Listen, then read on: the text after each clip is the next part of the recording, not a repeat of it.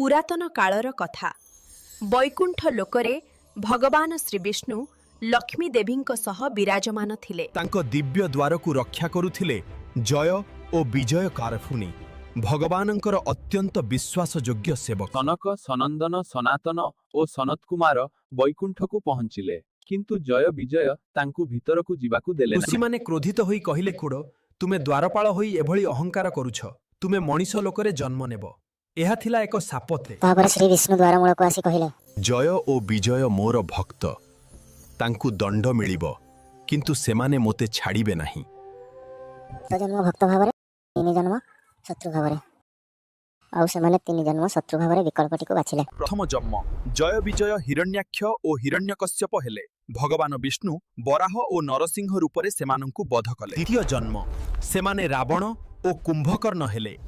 भगवान श्रीराम तांकु युद्धरे परास्त कले। तृतीय जन्म सेमाने शिशुपाल और दंतवक्र हेले।